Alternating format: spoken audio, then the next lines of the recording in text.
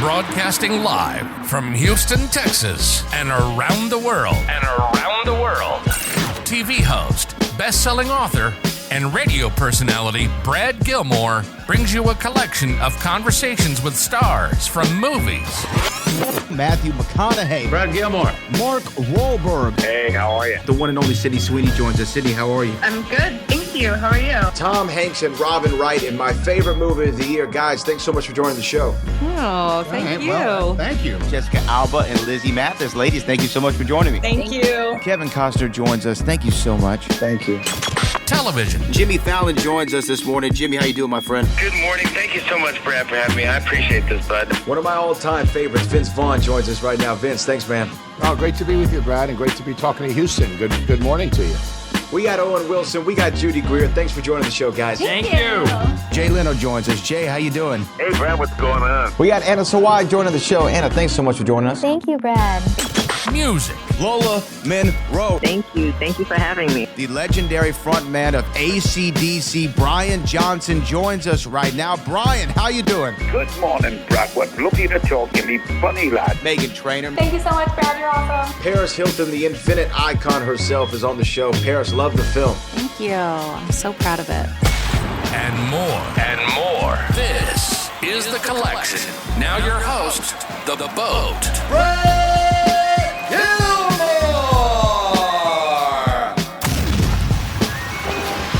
Well, joining me on the line right now is one of my favorites of all time, and they're back with a new comedy that is going to be one of your favorites. It's called The Dink. It is available now on Apple TV. It is one of the great sports comedies here in the last couple of years, and she's joining me on the line right now, one of the stars, Miss Mary Steenburgen. Ma'am, how are you?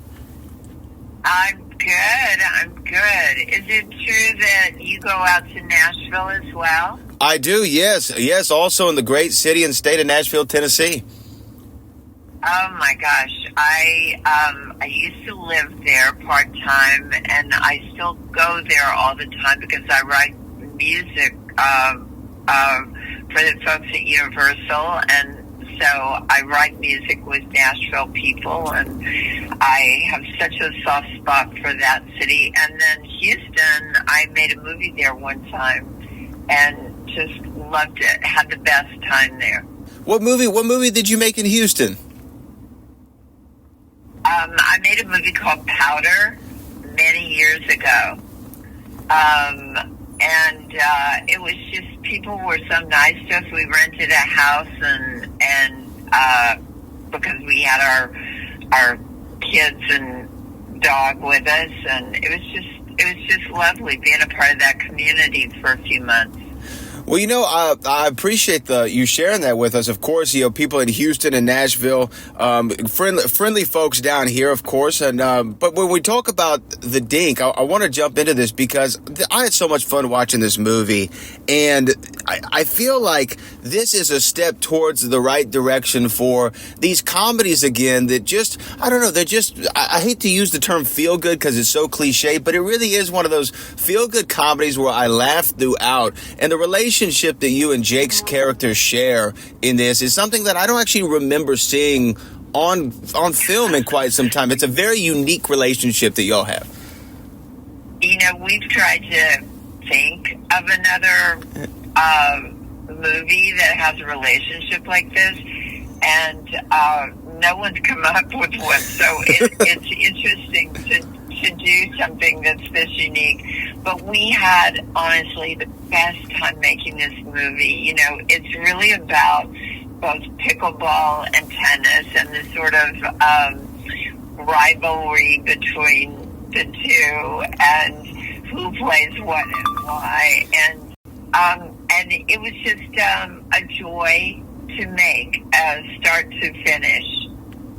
Well, yeah, I mean, the pickleball and tennis community, that is a real rivalry. In my health club, they've replaced the tennis courts. They've even replaced the basketball courts because pickleball has taken over in such a strong way, and it's such a fun game to play. But here's my question to you. The movie is called The Dink.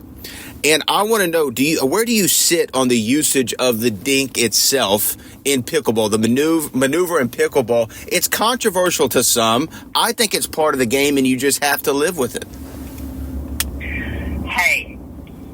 I don't know if she was just making it easy for me or not, but the greatest female player in the game for many years now is Anna Lee Waters. And we were hitting together in New York a few days ago, and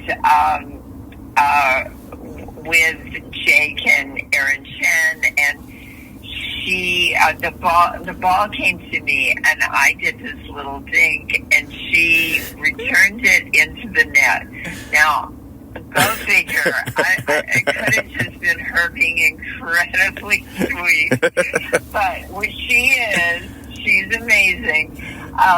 But I do think there's a place for it. I think it's one of the more interesting things because it's like a test of patience. You know, you hit it and hit it until somebody makes a mistake and pops it up a little bit too high, and then you can smash it down, you know. And if you're impatient, you don't get to that point. You lose that, you know. So I find it really interesting. You know, you mentioned one of your co-stars there, Erin Chen, who I think just has such a breakout performance in this movie. He made me laugh so much. Good in it. He made me laugh so much. I don't know how anybody got through a take with him. He had my favorite line in the movie, which I never can blame a man for going antiquing. There's so many things that he says that are so funny. I don't know how y'all got through shooting this. Well, we barely did, and I've been to press with him, and trust me, it was not easy getting through interviews because Jake said the perfect thing about Erin, because he said, you know, he'd had Erin on his podcast, which I've also been on, and that usually when he's doing this, he kind of knows what someone's going to say in response to something, or sort of generally where the joke's going to go. And with Erin, you literally have no idea what's going to come out of the man's mouth. He has such a unique brain. So, and I really urge people to look at his stand-up, too. His stand-up is fantastic. It's completely unique. And I love him. He's become a real friend. And Jake and Erin and I just had a great time together. Again, we're talking to Mary Steenburgen. The film is called The Dink. It is available globally on Apple TV. I encourage everybody to watch it. Everyone's performances were off the charts. You know, Ben Stiller and Harris.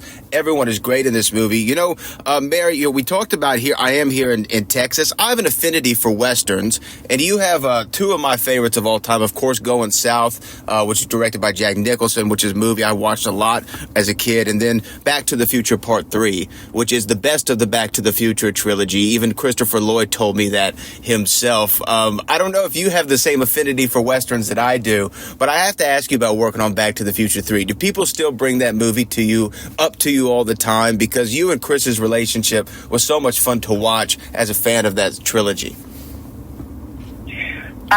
Yes, people have turned their kids onto the trilogy, and they especially seem to like that one, and it's that and Step Brothers and Elf are probably, of the films I've made, the three that most people kind of reference when they come up and say hello. And as far as doing Westerns, because my first film, the one Going South with Jack Nicholson, that was my first movie. I was 24. It was kind of quite a discovery story, and I was a waitress at the Magic Pan restaurant in New York before that, and went to an audition. Ended up getting to screen test for it out in Hollywood. I'd never been out to LA, and they flew me out, and it was all big stars except for me, and then somehow I'm the one that got that part. So Westerns for me hold a magic on so many levels. I've always loved horses. I love to ride. By the way, in Back to the Future 3, I trained really hard to be the person that rode up to the back of the train and touched it. And then my stunt double does the transfer from the horse to the train.